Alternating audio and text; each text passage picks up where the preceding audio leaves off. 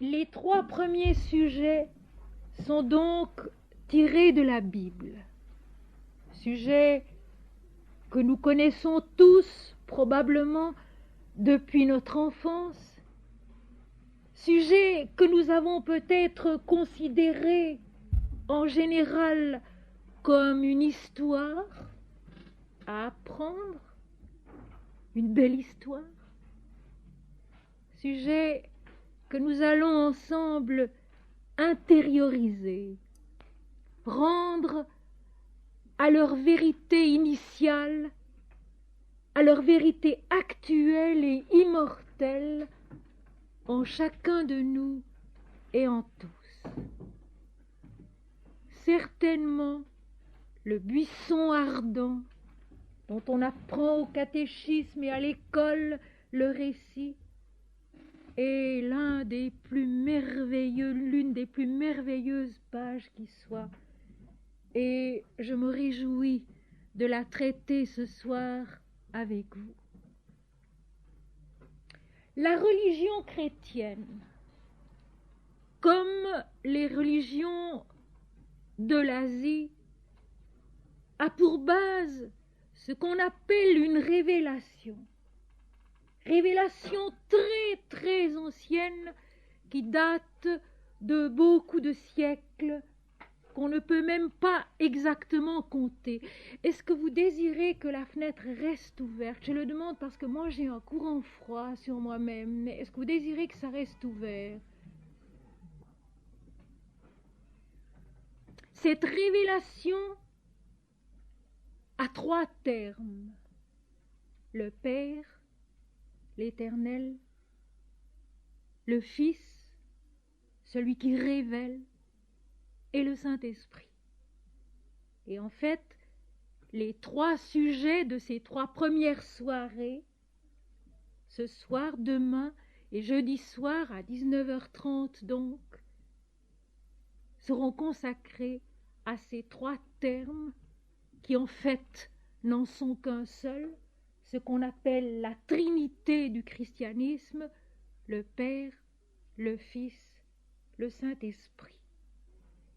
Mais dans une optique qui n'a plus grand-chose à voir avec la dogmatique à laquelle nous sommes habitués.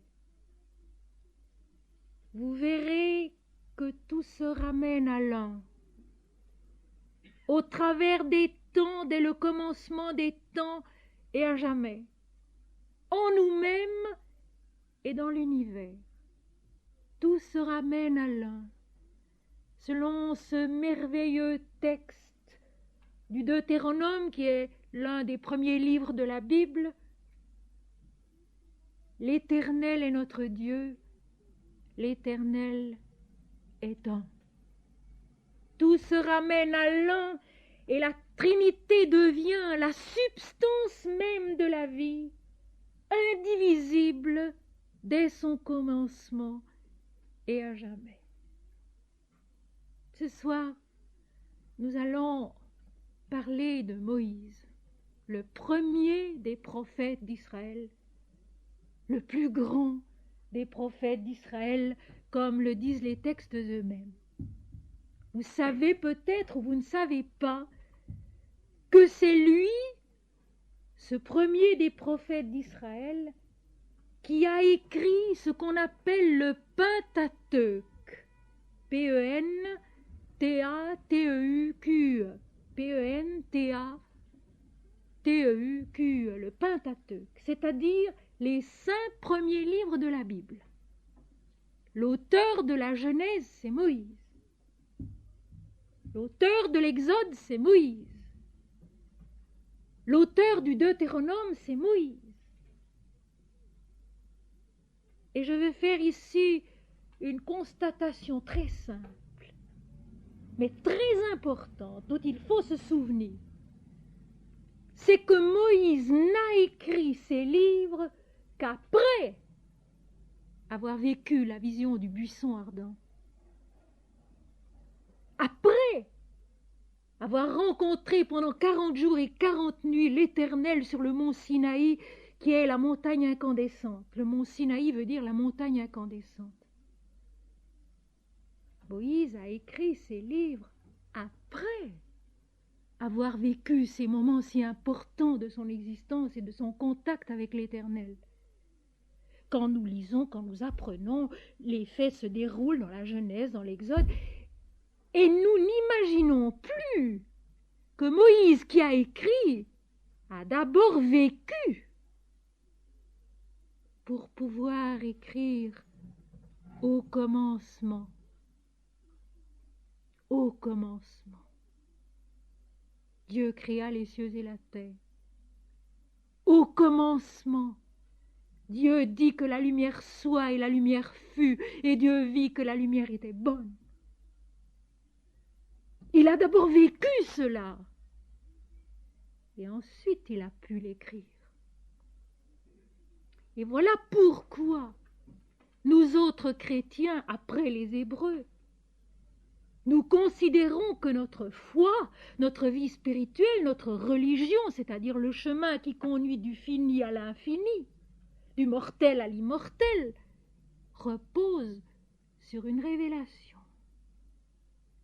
Révélation que Moïse a vécue dans le désert, au pied de la montagne de Dieu, Horeb, lors de sa vision du buisson ardent.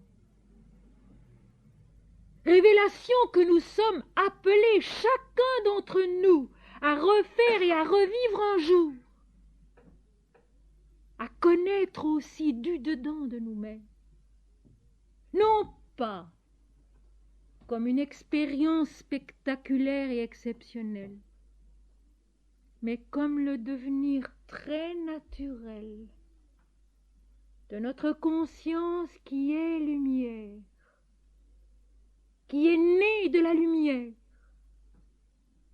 qui est promise à se connaître, à s'accomplir dans la lumière. Et ceci, nous le savons parce que Moïse, qui l'a écrit, l'a vécu d'abord. Comme tout ce qui est écrit dans ce qu'on appelle les textes sacrés, par ceux qui ont d'abord vécu avant d'écrire, les récits de Moïse sont le chemin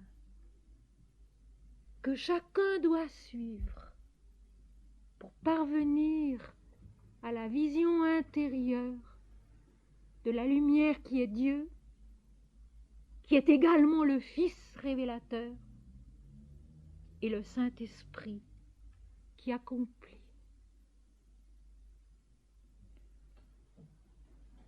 Certainement que nous connaissons tous l'histoire du petit enfant Moïse, Moïse qui veut dire sauver des eaux. Vous savez que à ce moment-là, le peuple d'Israël était prisonnier des Égyptiens, qui les employaient comme esclaves, et que le peuple d'Israël devenait si nombreux qu'il devenait politiquement dangereux pour l'équilibre de l'Égypte, et que le roi, le pharaon, avait donc décidé que chaque nouveau-né mâle serait tué à sa naissance. Et une femme, parmi les Hébreux, mit au monde un enfant, un garçon, qu'elle réussit à cacher à la surveillance des soldats, mais lorsque l'enfant eut 4 ou 5 mois et que ses cris commencèrent à être un peu trop importants, elle comprit qu'elle ne pouvait pas le cacher plus longtemps et qu'irrémédiablement il serait perdu si elle le gardait à la maison. Alors, elle a tressé une corbeille de paille qu'elle a enduite de pois, dans laquelle elle a mis un coussin. Elle a couché l'enfant dans cette corbeille. Elle a confié la corbeille aux eaux du fleuve dans lequel venait chaque matin se baigner la fille du pharaon avec ses suivantes.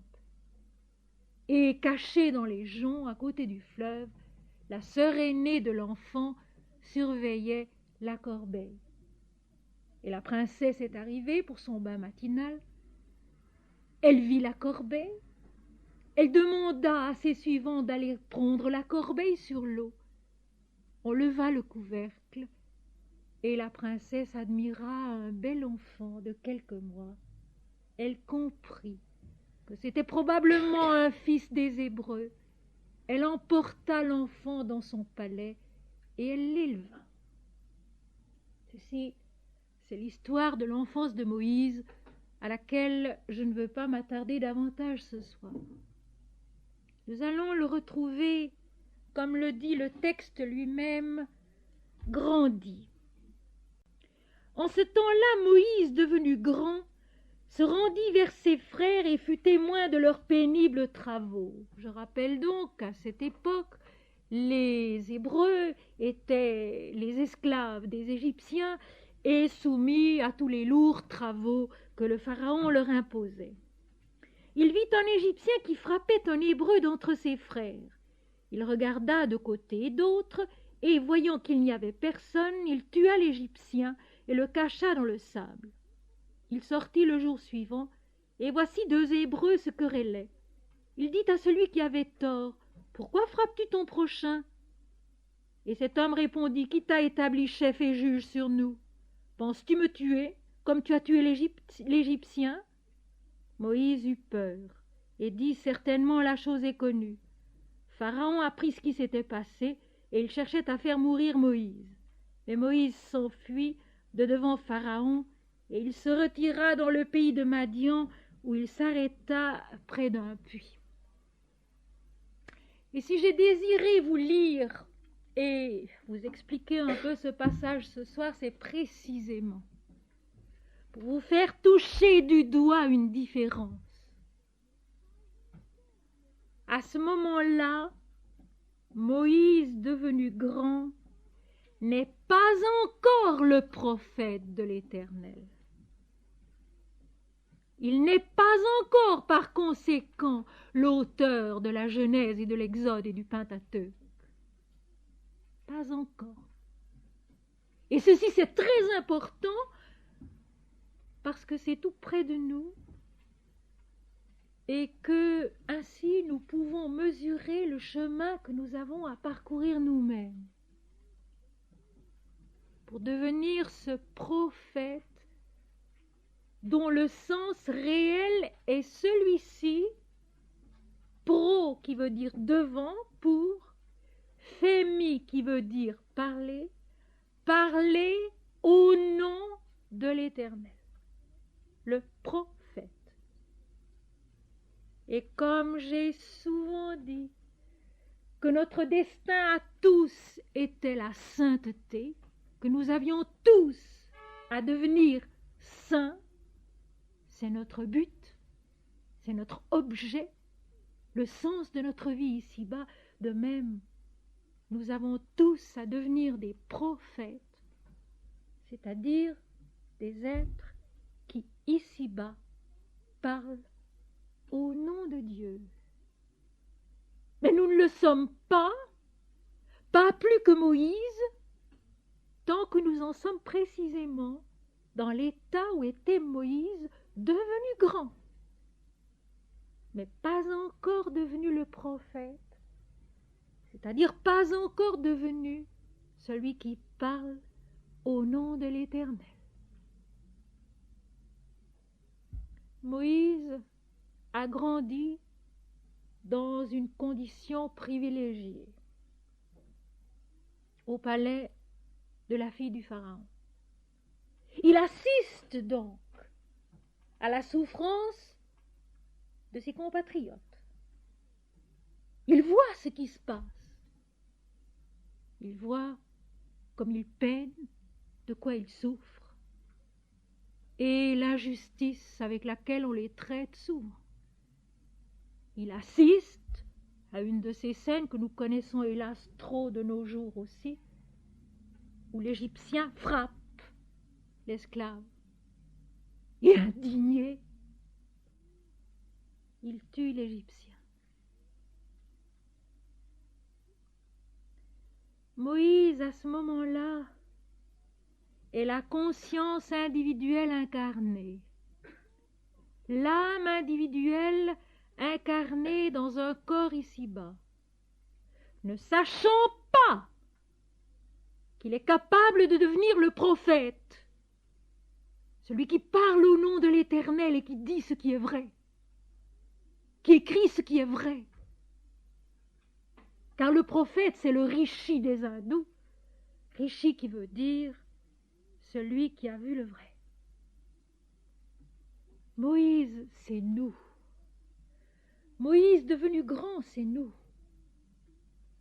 Avec notre conscience incarnée, dualiste, sensible à l'injustice, sensible à la souffrance,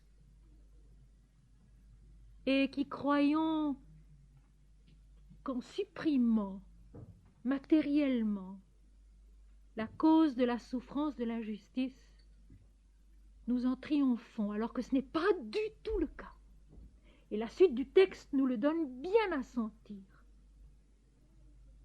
Moïse, l'âme incarnée, l'âme individuelle, qui craint l'Éternel, qui certainement l'adore en secret, caché du Pharaon, pense être le justicier.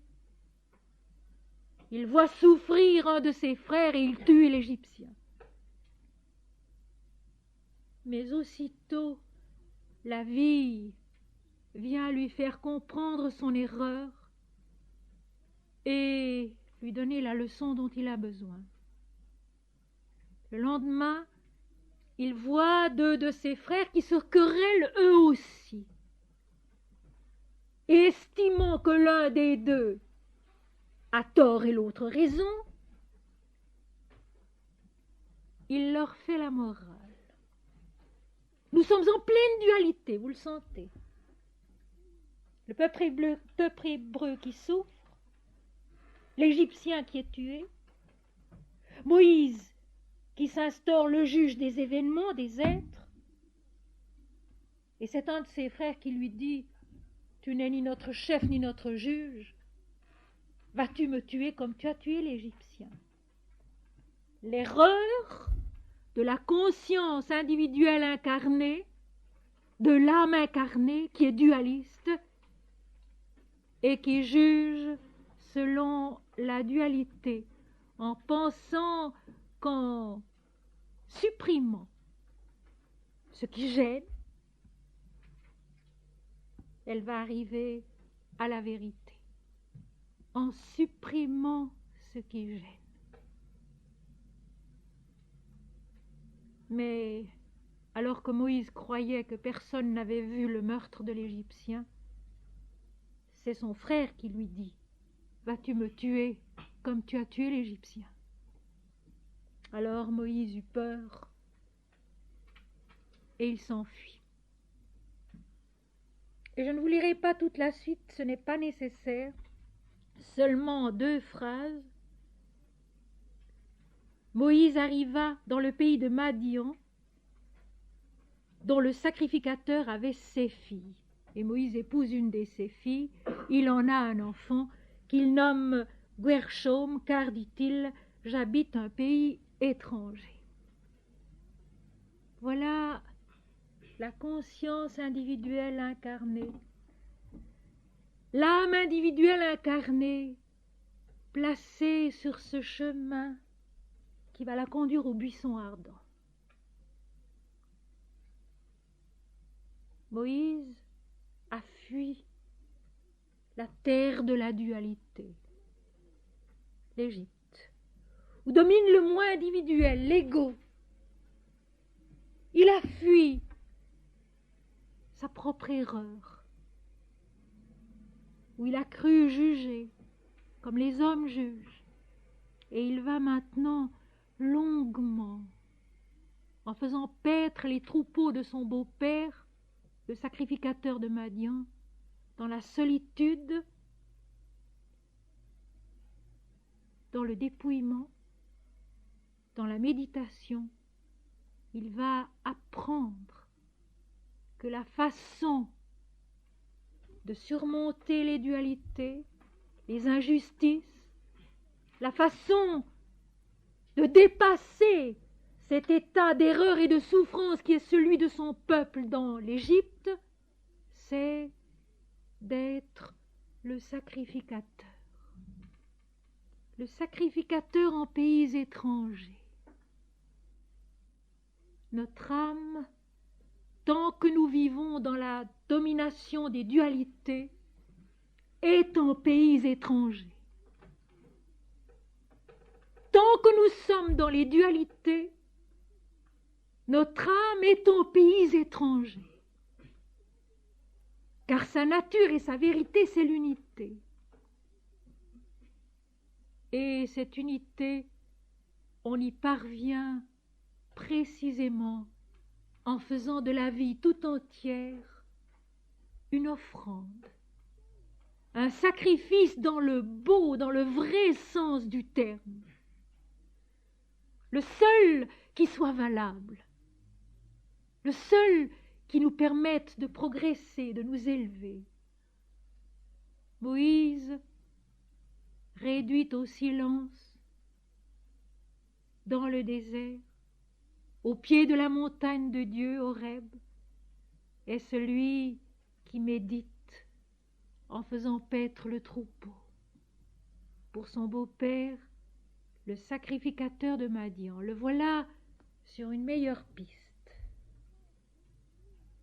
Et je vais essayer de la définir encore mieux parce que ce passage dans nos vies, ce passage dans chacune de nos vies est prodigieusement important. De la violence dans les dualités. Et quand je dis violence, je ne pense pas au fait que Moïse ait tué l'Égyptien. Mais le dualisme est violent, intérieurement à chacun de nous. Les opposés qui s'affrontent sans cesse. Ce choix qu'il faut faire sans cesse entre ce qui paraît juste et ce qui paraît faux. Ce besoin que nous avons de nous débarrasser de ce qui nous gêne, alors que très souvent ce qui nous gêne précisément nous colle à la peau. Ça, nous le savons tous. Ce dont nous aimerions nous débarrasser, même de notre propre caractère, de notre propre nature. Pas seulement les événements, pas seulement les autres, mais nous. Ce qui nous gêne et qu'on voudrait à l'occasion tuer, détruire, nous colle à la peau. Et avec la violence, on n'en est pas le maître. Car une condamnation en entraîne une autre, vous avez vu le récit. Moïse a condamné l'Égyptien, à son tour l'Hébreu le condamne. On n'en sort pas. Alors Moïse a dû fuir. Et c'est en faisant paître le troupeau dans le pays étranger que peu à peu l'apaisement viendra en lui, l'apaisement si grand qu'il aboutira à la vision du buisson ardent et à la révélation de ce qu'est Dieu. Le silence, la méditation, le dépouillement. Et nous voici au chapitre 3 de l'Exode, deuxième livre du Pentateuque, deuxième livre de la Bible, ce troisième chapitre qui est, comme je vous l'ai dit tout à l'heure, l'une des pages les plus merveilleuses de toute la littérature spirituelle de tous les temps. Moïse faisait paître le troupeau de Jéthro, son beau-père, sacrificateur de Madian. Et il mena le troupeau derrière le désert, et il vint à la montagne de Dieu, à Horeb. C'est très court. 2 phrases. C'est un cheminement immense. Un cheminement qui peut prendre des siècles, des vies. Et j'ai coutume de dire que Moïse n'est pas un homme, mais un temps de l'humanité. Moïse est beaucoup plus qu'un individu, beaucoup plus qu'un homme. Il recouvre des siècles, un temps de l'humanité, une maturité, une maturation de l'humanité. Et là, dans le silence et le dépouillement, où il se sent petit, tout à l'heure, dans sa conversation intérieure avec l'Éternel, il le dira, mais qui suis-je? Seigneur, je suis trop petit. Seigneur, je ne sais pas parler, j'ai la langue embarrassée. Moïse se sent petit, alors qu'auparavant, il était grand, il avait grandi. Il avait cette assurance de l'homme bien calé dans les dualités et qui se croit sûr de son fait. Il a appris à comprendre qu'il pouvait se tromper, et se tromper gravement. Moïse menait paître le troupeau de Jéthro, son beau-père, le sacrificateur de Madian. Rien que dans cette phrase-là, il y a déjà quantité d'éléments mystiques. Paître le troupeau. Au fond, ces deux mots résument ce qu'est la vie dans le monde et aussi à l'intérieur de chaque individu. Nourrir et conduire. Nous ne vivons qu'en nous nourrissant et en nous conduisant ou en étant conduits dans une certaine direction. Et quand cette nourriture, quand cette direction sont celles du sacrificateur qui offre pas à pas toute chose à l'Éternel, à la vie, alors la conscience individuelle, l'âme incarnée grandit vite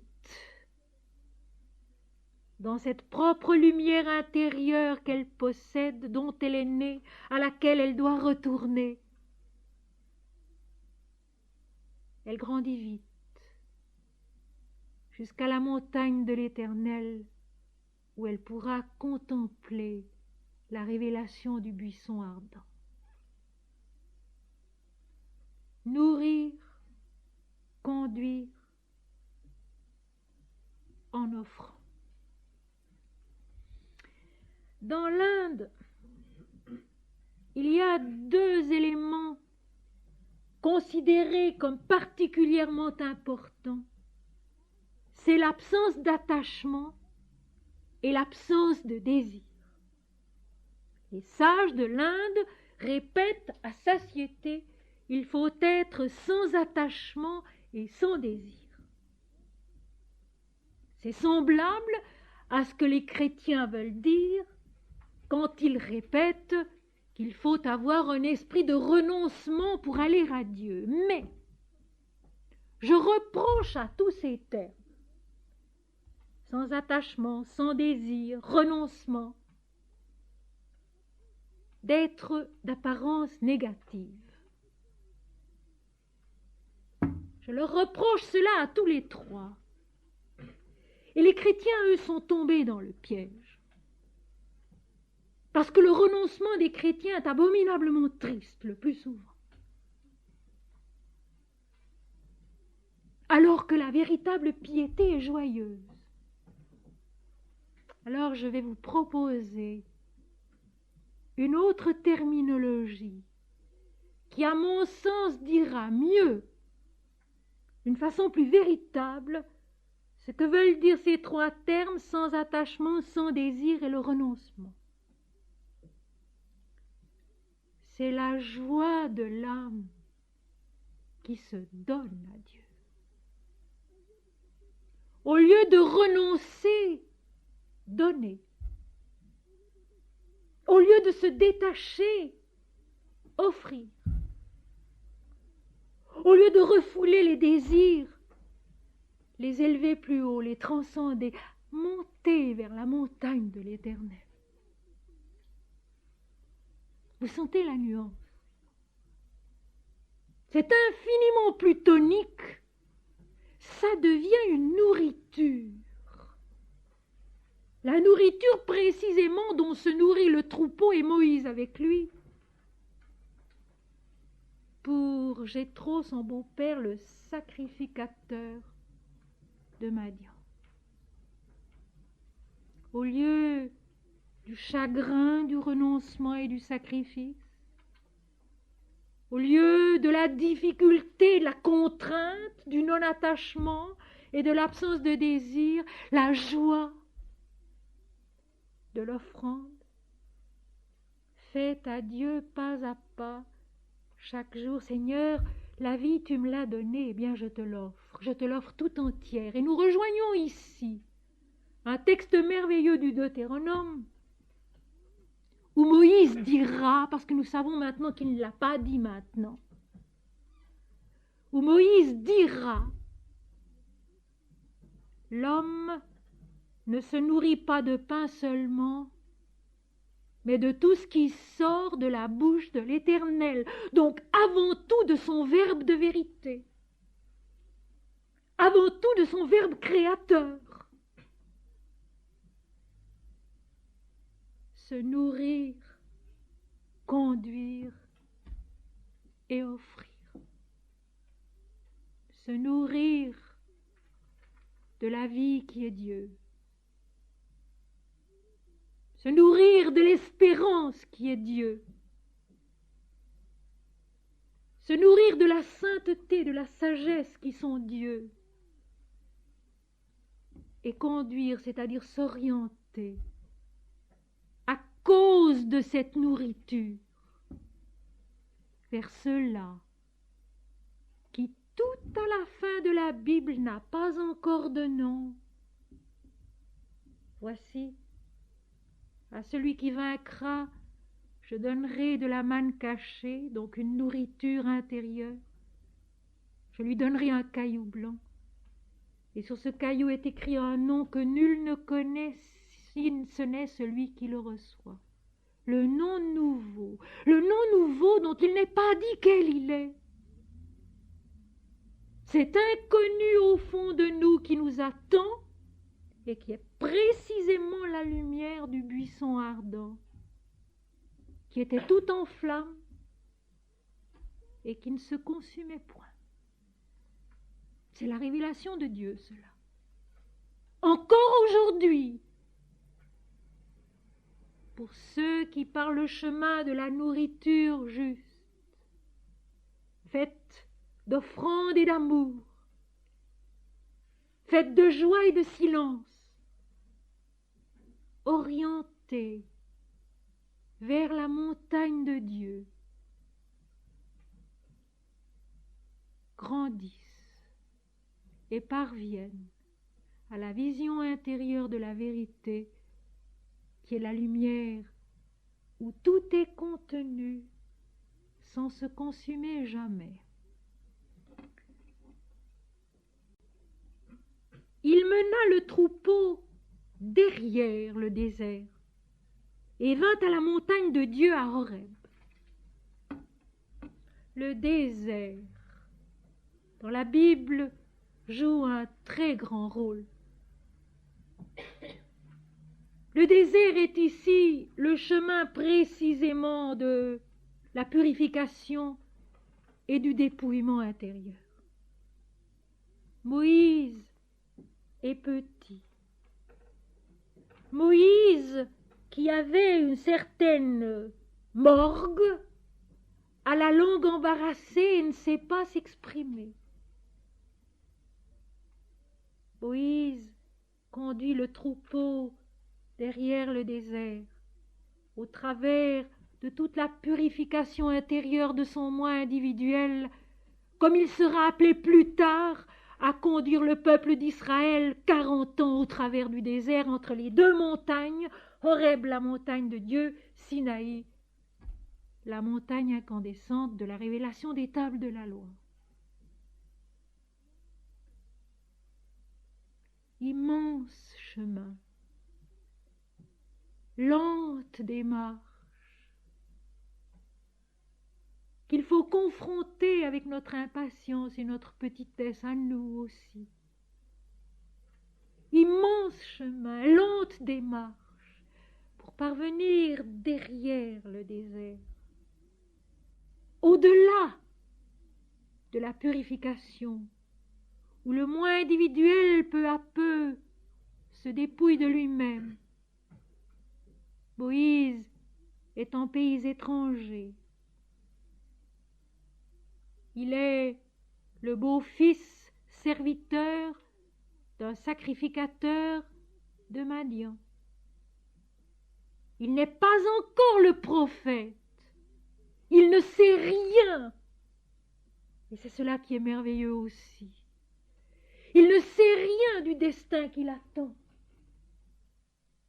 Il ne sait pas ce qu'il écrira plus tard, 4 chapitres plus loin, au verset 1er du chapitre 7. L'Éternel dit à Moïse, je te fais Dieu pour Pharaon. Je te fais Dieu pour Pharaon. Moïse n'en sait rien. Il est ici petit, perdu, humblement au service d'un sacrificateur, père d'un fils, qui porte le nom douloureux du pays étranger. Il a longuement le temps dans la journée de réfléchir sur les souffrances de son peuple, sur l'acte qu'il a commis et qui n'a conduit à rien. Si ce n'est lui, de l'éloigner divinement, miséricordieusement de la part de l'Éternel, de ce monde des dualités qui doit être dépassé si on veut comprendre quelque chose à la vie, quelque chose à soi-même et quelque chose à Dieu. On ne comprend absolument rien de la vie, ni de soi-même, ni de Dieu, tant qu'on est dans les dualités. Et il faut prendre conscience de cette impuissance. Et c'est ce que fait là Moïse pendant ces longues années où il paie le troupeau qu'il conduit derrière le désert de la purification intérieure, de la joie de l'âme individuelle qui peu à peu se dépouille de soi, s'offre et monte vers la montagne de Dieu à Horeb. Et là encore, c'est dit en une seule phrase, et Moïse vint à la montagne de Dieu à Horeb. Il faut aller à la montagne de Dieu. Ceci, de nos jours, un très grand sage, Sri Aurobindo, l'a redit avec une grande clarté. L'homme doit s'efforcer de monter, l'Éternel descend à lui. Et c'est ce qui va se passer ici, il y aura rencontre. Moïse vint derrière le désert à la montagne de Dieu, à Horeb. Quand on se nourrit, comme nous l'avons vu tout à l'heure, quand on se nourrit de vérité, d'amour, de sainteté, de sagesse, de silence, d'humilité, il arrive fatalement un jour où l'on se trouve à la montagne de Dieu, à Horeb. Fatalement. Peu importe le temps que cela prend, peu importe les souffrances et les difficultés, un jour, à force de se nourrir de vérité, de se nourrir de simplicité, de se nourrir d'amour et d'abnégation, de se nourrir de silence et de beauté, dans la direction de la lumière et de l'esprit, il arrive fatalement un jour où l'on vient à la montagne de Dieu, intérieurement, car c'est intérieurement que cela se passe. Même si le parcours se dessine sur la terre, tout le chemin qu'a parcouru Moïse, depuis le moment où il était devenu grand et où il avait tué l'Égyptien, jusqu'au moment où il est ici, à la montagne de Dieu, a été cette longue transformation intérieure, cette lente progression intérieure de la conscience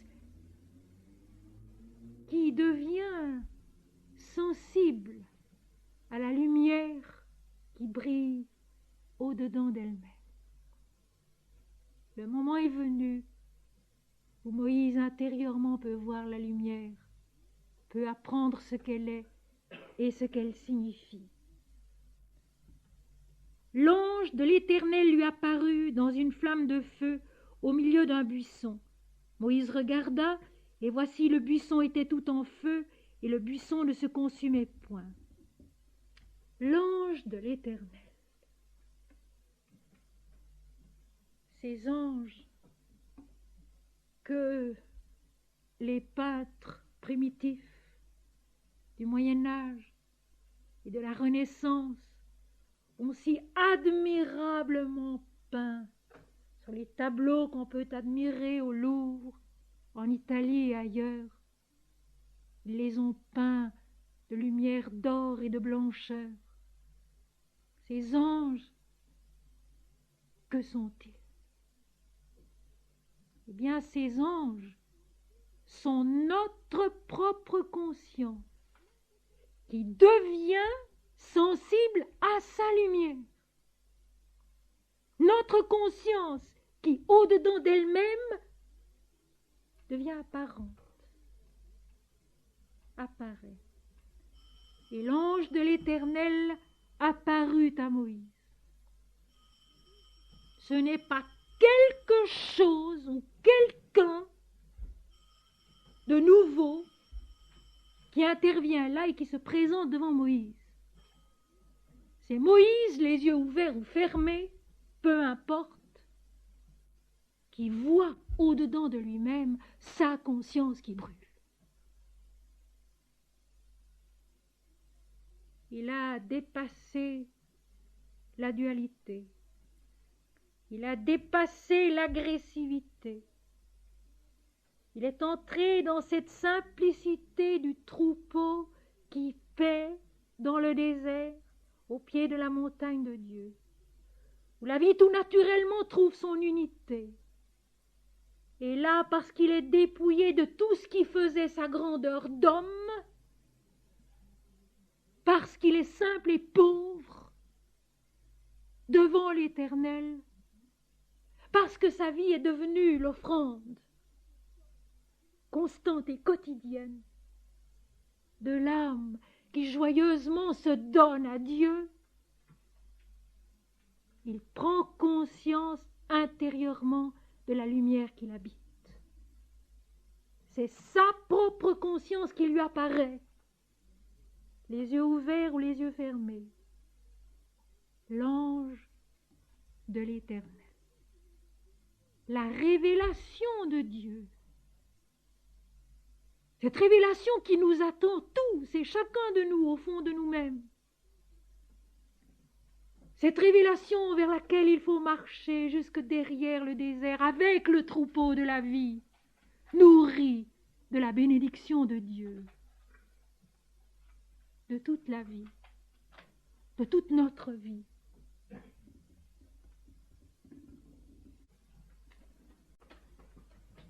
L'ange de l'Éternel lui apparut. La conscience apaisée de Moïse devient la lumière.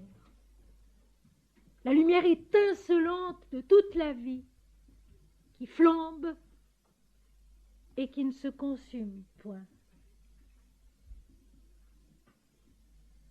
La flamme de feu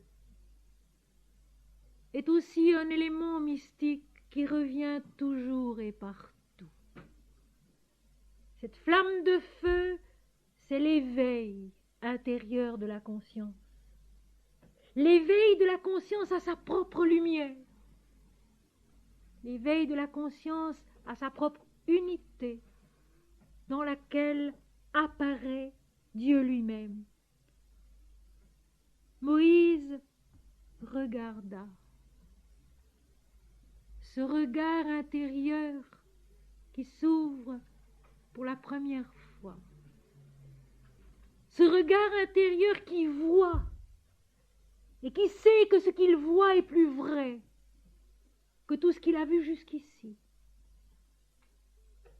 Ce regard intérieur qui interroge et qui peu à peu va comprendre les deux éléments inséparables de la vision, voir et entendre.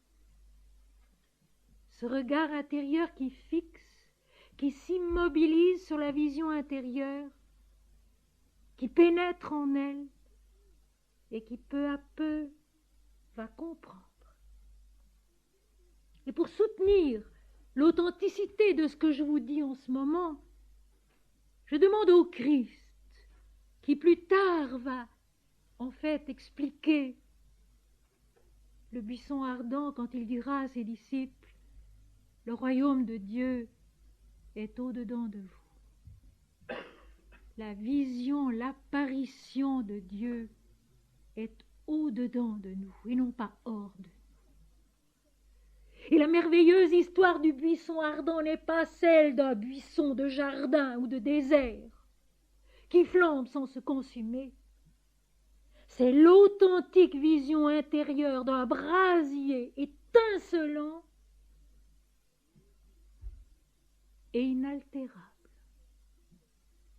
où rien ne se consume, mais tout est conçu, mais où tout est conçu et se consomme dans la vérité de la vie qui est Dieu. Moïse regarda, et voici le buisson était tout en feu, et le buisson ne se consumait point. C'est la vision de l'unité de la vie, où tout est Dieu, où tout est lumière, où tout est révélation, où tout est vérité, immuablement. Voilà, en fait, la révélation de Dieu, la révélation du Père, la révélation de l'Éternel, faite aux hommes, faite à l'intérieur de la conscience de l'humanité, à l'intérieur de la conscience humaine, dépassant les siècles, dépassant les terres, tout au fond de la conscience qui se connaît dans la lumière et qui est Dieu. Mais si Moïse en était resté là, à regarder le buisson qui brûlait sans se consumer, il n'aurait pu ni écrire les saints livres qui ouvrent la Bible, le Pentateuque dont je vous ai parlé tout à l'heure, ni transmettre au peuple d'Israël ce qu'il a conçu, vécu et appris là, derrière le désert de la purification intérieure, à la montagne de Dieu.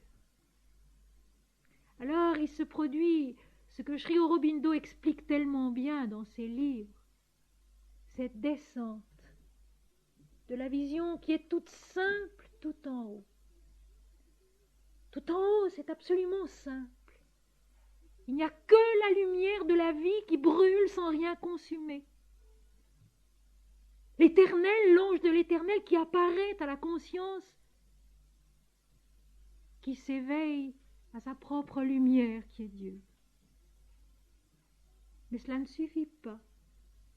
Il faut maintenant que la vision ineffable de l'unité descende et s'articule sur les autres plans de la conscience pour pouvoir être communicable, pour pouvoir être transmise. Sinon, il n'y a pas de révélation, Il ne peut pas y avoir de chemin par lequel le peuple hébreu, c'est-à-dire les hommes, puissent passer pour s'en aller à son tour, là où Moïse est allé, parce que c'est ça le but. Alors la suite du texte est absolument admirable, parce que nous voyons là l'articulation de la vision intérieure qui va descendre dans le mental pour pouvoir s'y exprimer. Moïse dit, c'est le mental, je veux me détourner pour voir quelle est cette grande vision et pourquoi le buisson ne se consume point. Et si j'étais un exégète de la Bible, un théologien dualiste, qui analyse le texte, je me dirais, mais enfin là, il y a quelque chose qui n'est pas logique. Ça ne doit pas être juste. Parce que tout à l'heure, quand Moïse a vu l'ange, il l'a regardé, l'ange semblait devant lui. Moïse ne s'est pas retourné pour le voir. Et quand les textes ont ces apparentes contradictions, je me réjouis beaucoup.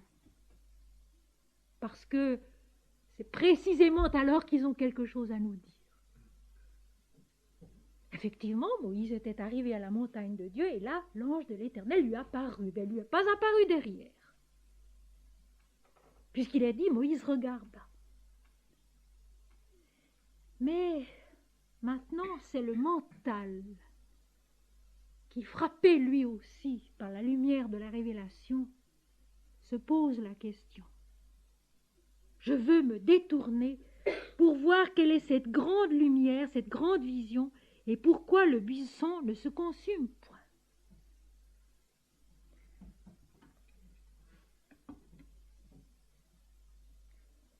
On nous a répété à satiété, dans notre jeunesse à tous, qu'il fallait se convertir. Convertir, se convertir, vient du verbe latin convertere, qui veut dire se tourner, se détourner, se retourner. Or, si l'âme voit, si la conscience qui s'éveille à sa propre lumière voit en elle, devant elle et partout, le buisson radieux de la lumière qui est l'Éternel, la conscience mentale, elle, doit se détourner. Se détourner des dualités, se détourner des apparences, se détourner précisément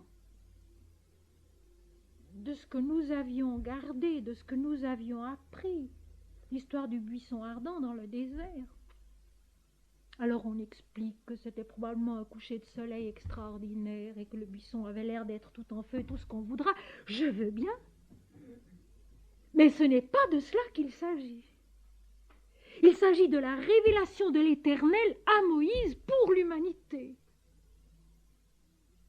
Ce qui est beaucoup plus grand. Et le mental de Moïse a conscience de la grandeur de la vision. Je veux me détourner pour voir quelle est cette grande vision. Et ce qui m'émerveille, c'est que tous les mots employés sont là, ils sont nécessaires, il n'y en a pas un de trop. Ce n'est pas une histoire fignolée, bien racontée par un littérateur. C'est la vision d'un prophète, la vision d'un riche qui a vu le vrai et qui, parce qu'il a vu le vrai, peut aussi l'exprimer comme personne à sa place ne peut le faire. Je veux me détourner. La conscience mentale doit en effet se détourner. Se détourner de l'apparente dualité de la vision. Car il y a une apparente dualité de la vision. L'homme a l'impression qu'il voit quelque chose qui est hors de lui, plus haut que lui. Les hymnes védiques ont aussi de ces passages-là. où la vision a l'air d'être en face, mais en réalité elle n'est ni en face, ni en haut, ni derrière, ni devant, ni dessous, elle est à l'intérieur. Elle est profondément et essentiellement nous-mêmes, car nous sommes l'éternité, nous sommes l'infini. Notre réalité profonde, c'est Dieu. Notre être profond, c'est l'éternel, c'est l'infini, c'est la lumière.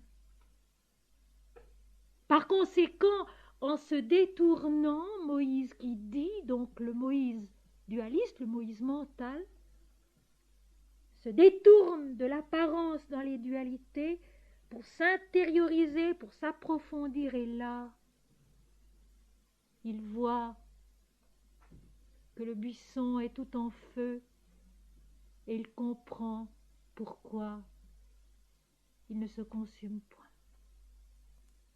Il entend, parce que l'Éternel l'appelle. L'Éternel vit qu'il se détournait pour voir, et Dieu l'appela du milieu du buisson et dit « Moïse, Moïse !» Et il répondit « Me voici. » Voilà la révélation de Dieu en l'homme.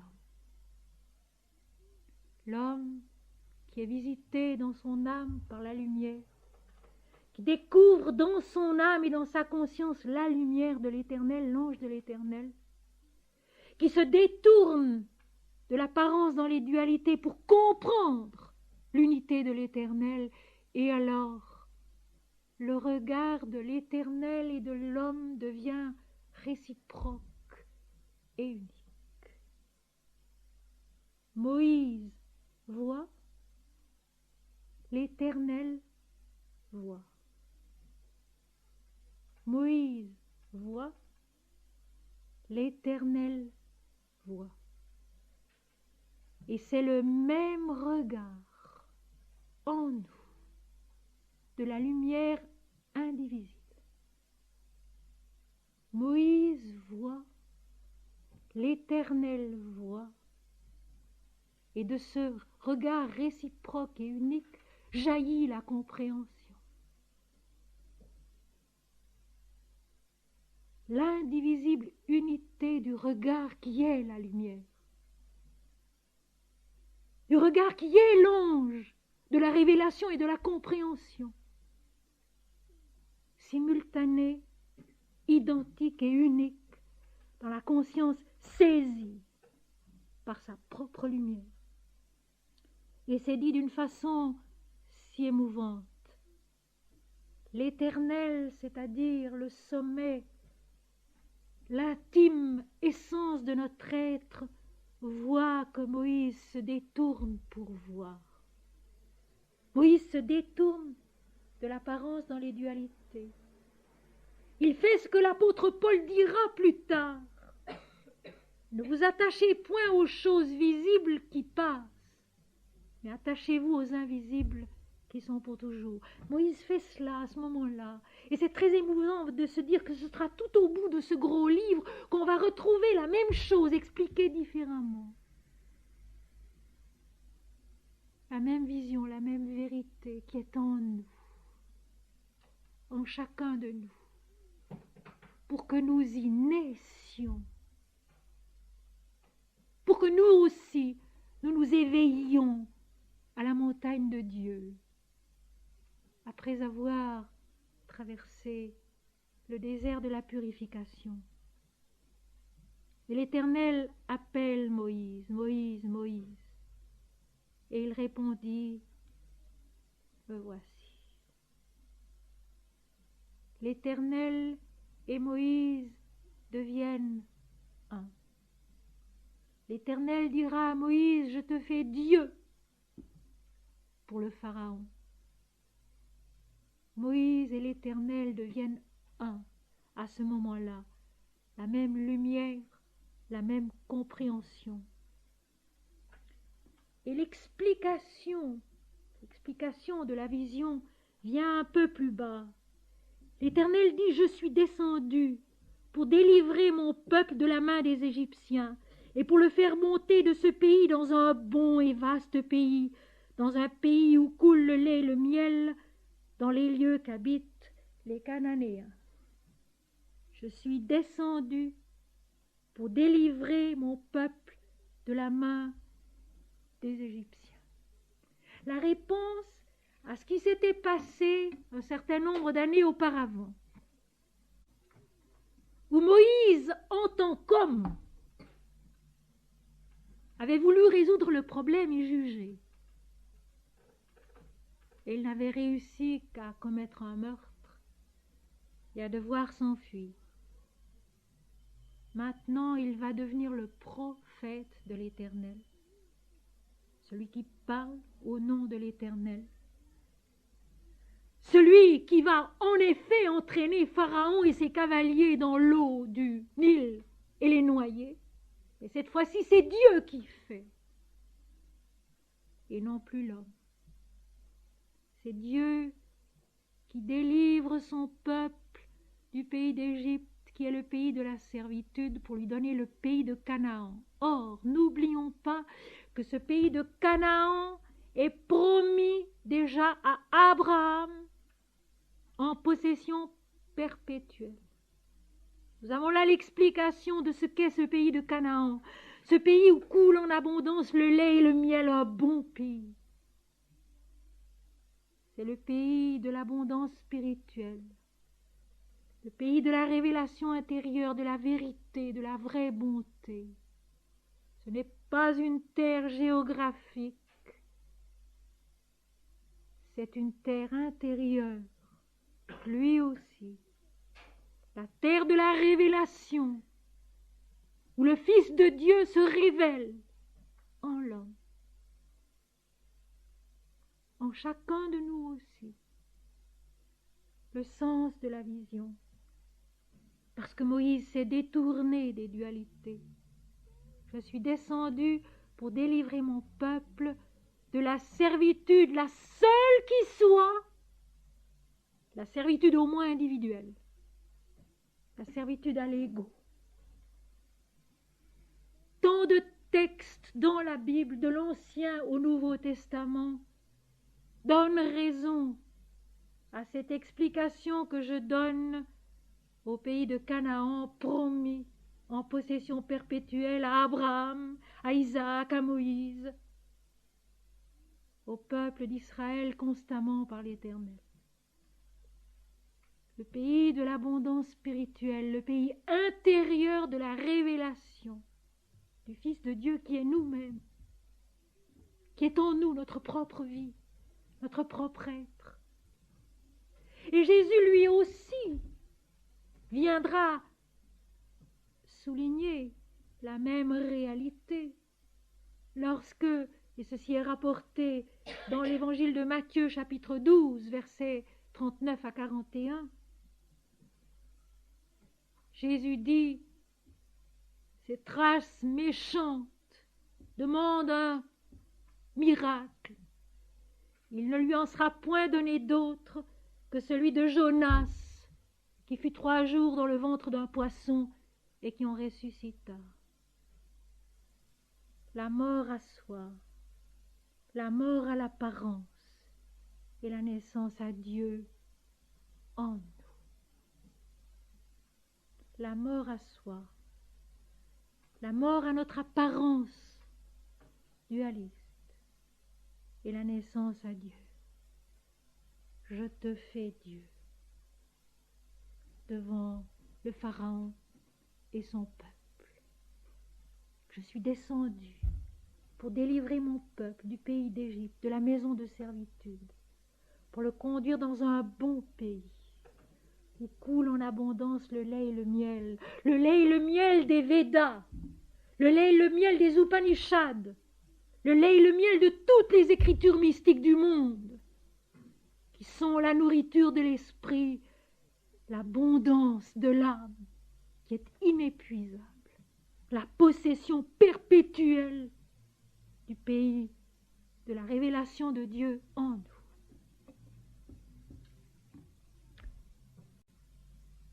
L'Éternel dit encore: n'approche pas d'ici, ôte tes souliers de tes pieds, car le lieu sur lequel tu te tiens est une terre sainte. Et il ajouta, je suis le Dieu de ton père, le Dieu d'Abraham, le Dieu d'Isaac et le Dieu de Jacob. Moïse se cacha le visage, car il craignait de regarder Dieu. N'approche pas. Ceci me rappelle une parole qui sera prononcée tant de siècles plus tard par Jésus au matin de Pâques. C'était Pâques il n'y a pas si longtemps. Jésus mort, Jésus mis dans le caveau, Jésus gardé par les soldats. Et au matin de Pâques, quand Marie de Magdala vient pour chercher son Seigneur, elle trouve le tombeau vide. Plus aucune image. Plus aucune image. Et soudain, elle aussi, elle se retourne. Elle se détourne des apparences. Et alors elle voit Jésus. Elle l'entend qu'il appelle. Et elle veut s'élancer, et Jésus l'arrête en lui disant « Ne me touche pas. N'approche pas d'ici. » dit l'Éternel à Moïse. « Ne me touche pas. » dit Jésus à Marie de Magdala. C'est la même chose. Car, ajoute Jésus, je ne suis pas encore monté vers mon Père et votre Père, vers mon Dieu et votre Dieu. Tant que la conscience incarnée n'est pas remontée à la plénitude de son unité lumineuse, elle ne doit pas toucher à la révélation. Parce qu'en la touchant, elle la dénature. Elle la ramène à ses propres dimensions dualistes, humaines. Et c'est ce que nous avons fait. C'est ce que les siècles chrétiens ont fait. Ils ont touché à la révélation. Ils l'ont ramené à la dimension des hommes. Et le christianisme est devenu intolérant, inconséquent avec lui-même. Car Christ est Dieu. Car Christ est l'Éternel. À ce moment-là, qui parle à Moïse. Comme il est Dieu en Moïse, qui répond, me voici. Quand l'Éternel voit et que Moïse voit, c'est en réalité le Christ qui voit en tous les deux. Le Christ révélateur du Père en tous les deux. Et ceci aussi est souligné par les textes. Quand Jésus dira « Père, tu m'as aimé avant la fondation du monde », Christ était avant la création. La rédemption est là, avec la création. Son articulation essentielle et fondamentale. La mort au moi individuel, la renaissance à Dieu qui est tout. Et une révélation de Dieu est toujours exclusive, est toujours absolue, mais elle est exclusive dans sa plénitude, dans sa totalité, et non pas en repoussant ou en s'opposant à d'autres révélations.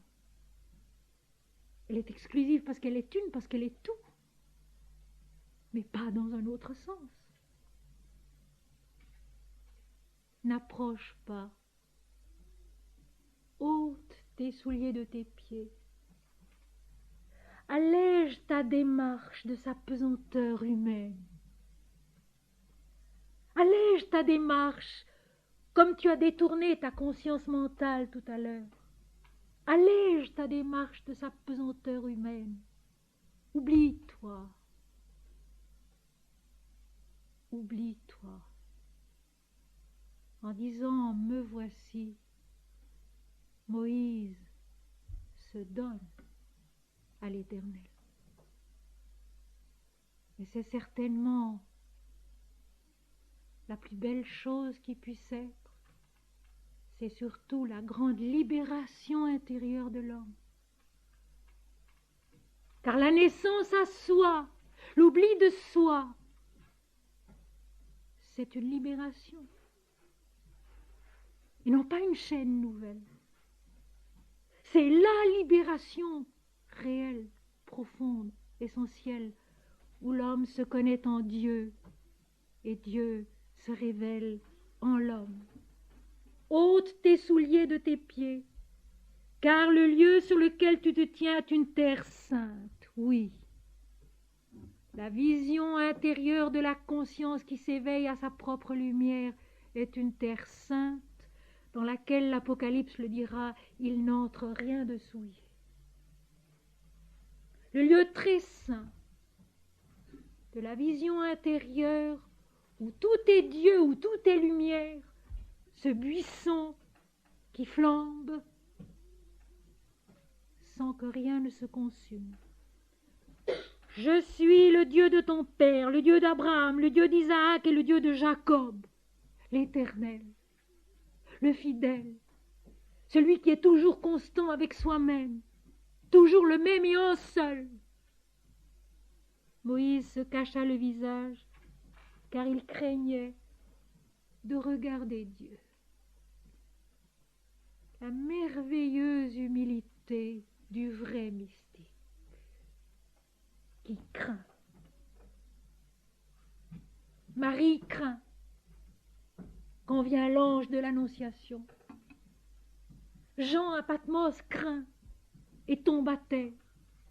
Ici Moïse se cache le visage. Il ne doute pas de la vision qu'il a eue. Il doute de soi. Et tout à l'heure, il va poser des questions à l'Éternel. Tout à l'heure, il va lui dire, mais comment est-ce que je vais m'adresser à ton peuple et au Pharaon? Je ne sais pas parler, j'ai la langue embarrassée. Ici, il demande, mais s'ils me questionnent et disent, quel est ton nom? Que leur répondrai-je? Effectivement. Comment dire Dieu déjà en soi-même, à la conscience différenciée dualiste mentale, qui ne peut pas se représenter, qui ne peut pas concevoir l'unité de l'Éternel? Comment? S'ils me disent quel est son nom, que leur répondrai-je? Et Dieu dit à Moïse, je suis celui qui suis. L'être. L'être dont l'univers est l'image. L'être dont l'homme est l'image. Image promise à se connaître, à s'accomplir dans l'existence qu'elle représente. Je suis celui qui suis, je suis l'être. Et il ajouta, c'est ainsi que tu répondras aux enfants d'Israël, celui qui s'appelle Je suis m'a envoyé vers vous. Voilà mon nom pour l'éternité, voilà mon nom de génération en génération. Je suis l'Éternel. Le nom nouveau de la révélation intérieure dont plus tard, dans le livre du Deutéronome, au chapitre 6, verset 4, Moïse dira, écoute Israël, l'Éternel est notre Dieu, l'Éternel est un. Il n'y en a point d'autre, mais il porte tous les noms dont l'humanité a besoin pour aller à lui, le découvrir, le connaître et l'aimer. L'Éternel est un, l'Éternel est tout. Le buisson ardent, qui est tout en feu et qui ne se consume point. La vie tout entière, qui est la lumière, inaltérablement. Je suis. Voici mon nom pour l'éternité. Voici mon nom dès le commencement et à jamais. Et c'est parce que Moïse a vécu à la montagne de Dieu la révélation intérieure du buisson ardent, que plus tard, en écrivant la Genèse, il dira « Au commencement, Dieu créa ». Dieu dit que la lumière soit, et la lumière fut, et Dieu vit que la lumière était bonne. Eh bien, mes amis, à chaque instant, cela peut être pour nous ce commencement, où Dieu dit en nous-mêmes que la lumière soit, et la lumière est, et c'est Dieu qui voit que la lumière est bonne. La lumière est bonne, comme le lait est bon, comme le miel est bon, comme cette nourriture qui sort de la bouche de l'Éternel et par toute la vie dont nous devons nous nourrir en étant les sacrificateurs pour Dieu, offrant jour après jour toute notre existence, joyeusement, afin qu'elle grandisse dans sa vérité éternelle et essentielle, qui est la lumière de l'immortalité.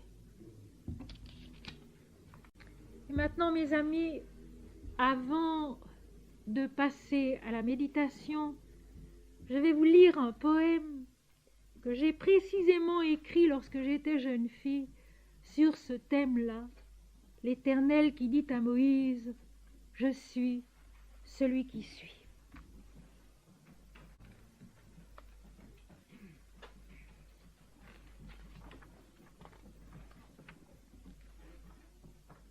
Je suis.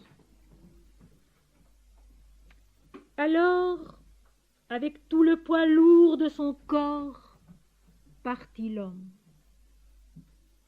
Sur le sable sans fin, ses pieds sans trace parcouraient le blanc sillon des roulements infimes, de ces écroulements de monticules fins dont les vallées se recomblent toujours au souffle chaud des vents.